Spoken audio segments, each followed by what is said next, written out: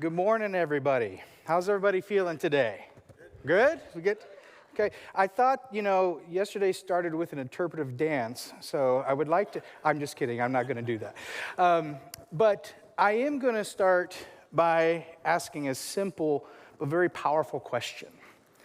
And that question is, who are you? And I don't mean, when we introduce ourselves, I give you my name, I might tell you what I do, but really, who are you? Beyond your title, right? Beyond your job, beyond the mask that we wear every day, who are you? Right? Because the answer to that question is going to determine how you lead. I am a fan of Simon Sinek, and he talks about how to know your why. In fact, he says that people don't buy what you do, they buy why you do it. But even before we know our why, we have to know our who. And so I want to tell you a little bit of why this matters so much to me. So prior to coaching, you heard I was a therapist for over 23 years. And part of that time, I worked in the public school system. I worked with students. I worked with their families and teachers through some of the darkest moments, some of the challenging moments they had.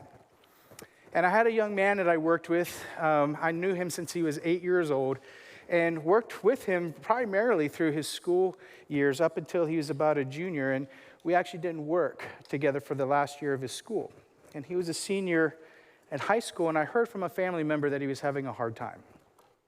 And because I knew the family, I decided I'm going to call, check in on him, see how he's doing. Talked to the mom for a little while, and when it came time to maybe talk to this young man, he told his mom, "Tell Mr. Mitchell I don't want to talk to him. I have other people that I talk to now." At the time, I really didn't take that personally. Not everybody wants to talk to their counselor who calls them, out of the blue, and, made myself available. But later that night, I got the call that nobody wants to get. A young man took his life that day. And my heart sank. Then came the thoughts. I should have done more. I wasn't good enough at what I was doing. I should have caught these things. There's something wrong with the way that I was counseling. And these thoughts started to become chains to me. Well, shortly after this event, the pandemic hit. We all can remember that time. Well, I lost my brother. He was my best friend to COVID right at the beginning. And grief began to layer upon grief. And I developed actually a pretty significant anxiety disorder. And I was flooded with these thoughts. I was flooded with insecurities and fears and accusations of who I am. And I began to lose myself and lose the sight of purpose and meaning to what I was doing. I would be at the gas station and I would literally think, man, maybe I could work here. And I would create a narrative in my mind. I would talk to myself about what would I tell the people that know me when they come in here so they wouldn't see how lost I was. I wasn't just burned out. I was adrift. I lost this sense of myself. And this is where I began to realize that who we believe ourselves to be directly affects what we do and how we do it. We play this game of who am I our entire life. It's really the journey of self-discovery, right? We begin to look for our purpose and our meaning through different avenues of life. And who we fundamentally believe ourselves to be affects what we do. For example, if I'm attached to my values and my strengths, well, then I began to align my work, my job, and my responsibilities with that deeper purpose and meaning. Moreover, how I do it, right, my attitude and the methods and the way that I perform are directly connected to the meaning that I pull from how I work, right? Who I am affects what I do and how I do it, right? But there are barriers to this identity. I want to go through some of these with you. First, we look at some external barriers, right? We got cultural expectations, what makes us fit into society or what the societal norms. Caleb was talking about the Dominican Republic, and he shared some of the challenges and the difficulties they faced in some of the cultural beliefs on how they viewed others, right? Our family background has a lot to shape who we are, right? Teaches us about relationship, teaches us the values and how we've grown up.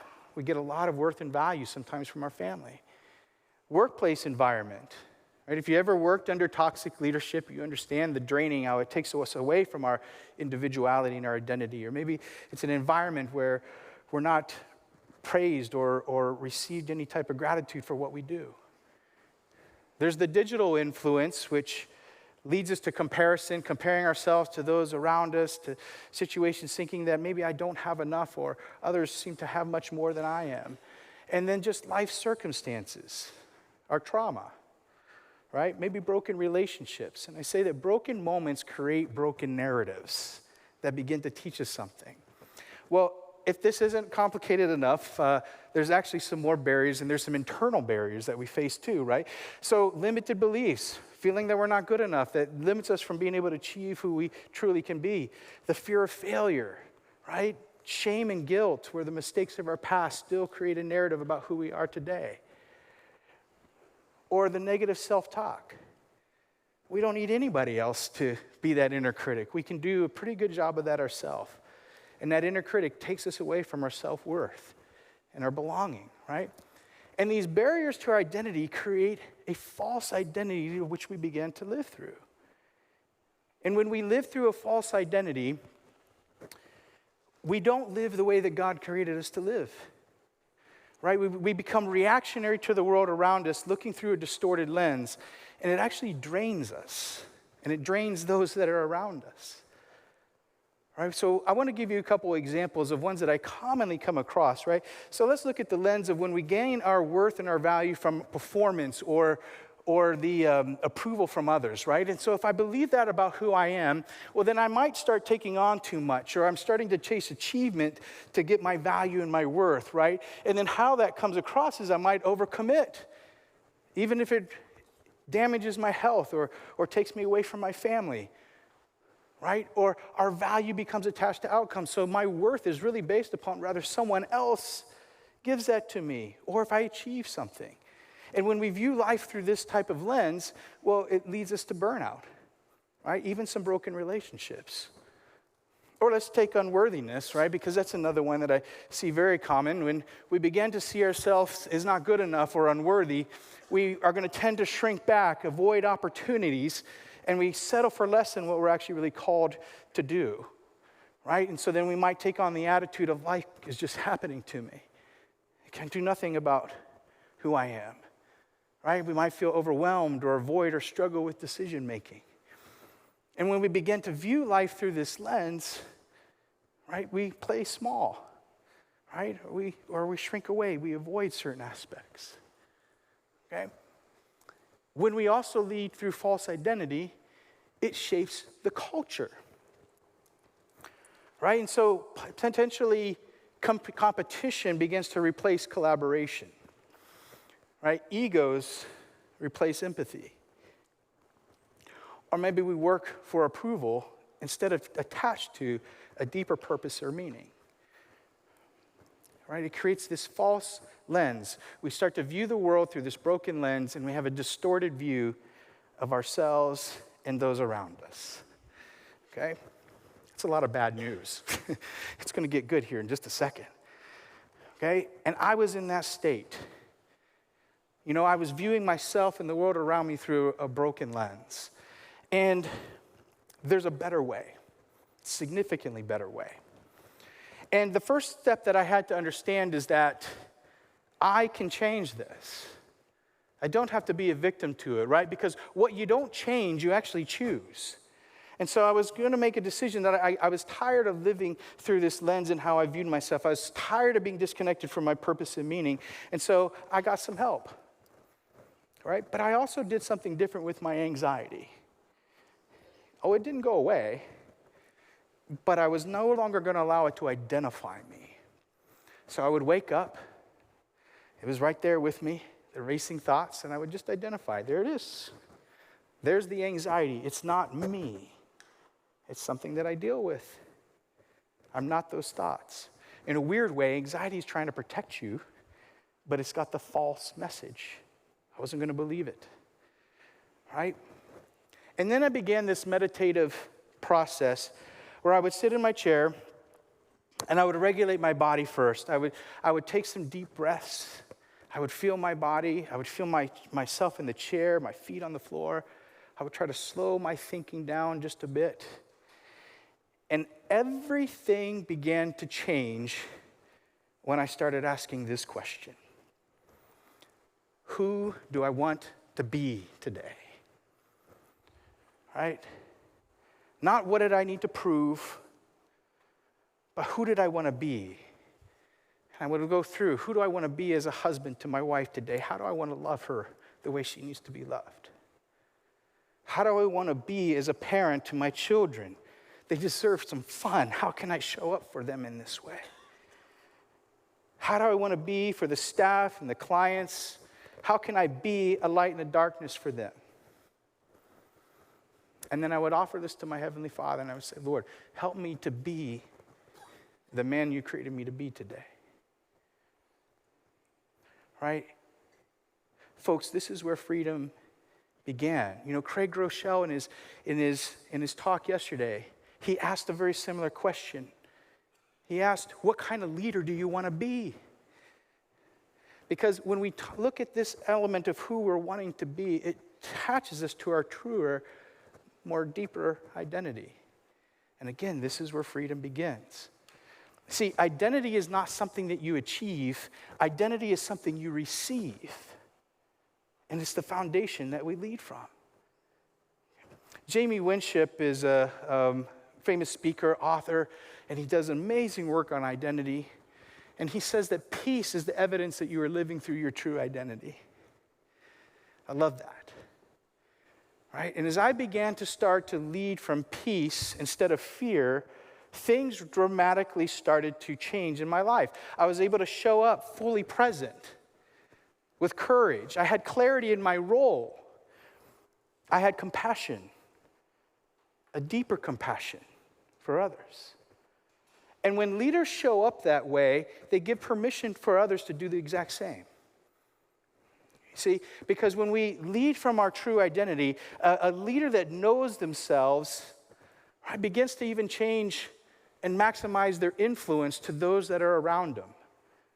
Right? When we look at a leader who really truly knows themselves, right, they bring stability to uncertainty. They empower instead of control. Right? Leaders create a culture. When you go from your true identity, you create a culture that becomes safer for others to take more risks, to collaborate more, and to grow. Right? In fact, this is really why I became a coach. You know, I wasn't trying to run away from my past. In fact, when I became more in tune with my identity and who I was, I actually fell in love again with the way that I was helping others through therapy. But I knew that I was being called to something different, right? And I wanted to help others be connected to their purpose. I want to help others to know their identity and leaders to lead through that truth of who they really are. And there's a deeper truth here at hand that's going to be pretty amazing to think about. We don't create our truest identity. Our truest identity has actually been spoken over us by God. Ephesians 1:4 says, He chose us in Him before the foundation of the world, that we should be blameless before Him in love. Guys, before you did anything, before you achieved anything, before you earned anything, purpose and meaning was breathed over you. It's your birthright. Every single one of us. Your birthright is purpose and meaning. It's pretty amazing, right? And when leaders begin to lead from a God-given identity, transformation and change starts to begin. Right, I want to share just a few more things, the way that God speaks this life into our identity. Right? So when we look at God's who He says we are, He says that we're loved. We're loved unconditionally in the deepest way possible. Right? We're chosen. We always have a place of belonging through Christ. He says that we are forgiven and we are redeemed. What does that mean? Well, we don't have to take the chains and the characteristics of our past. He's taking care of it. right? We are fearfully and wonderfully made. We are called to purpose. We are his workmanship. It says that he has set good works before us to accomplish. Right? When leaders lead through this God-given identity, they also create culture in which others can thrive in who they were created to be as well.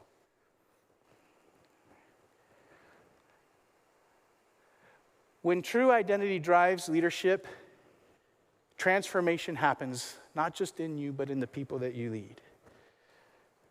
Right, we listened to Nick Saban, and I loved when he was talking about when she asked him, what would be the next book that you would write, right? And he mentioned that I would probably want to write something on transformational leadership. And he went through ways that he would have probably done that in a different way. Folks, this is the ticket.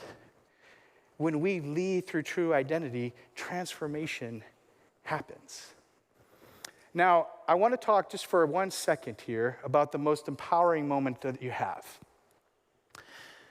Okay, I get a lot of answers when I ask this question to people, but the most empowering moment we have is the very present. I can't do anything about 10 seconds that happened before, and 10 seconds from now hasn't even existed yet.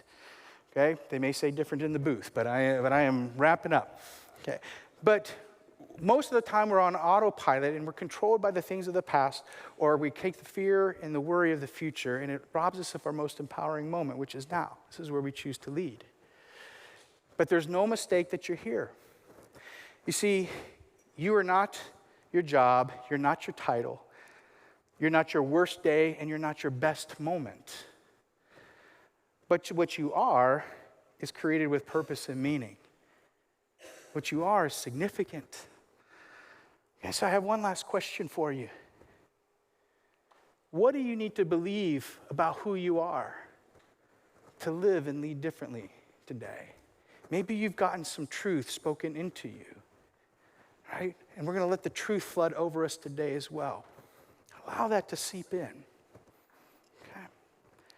Because the most empowering moment, it's right now. Okay? This one. Thank you guys. Appreciate you.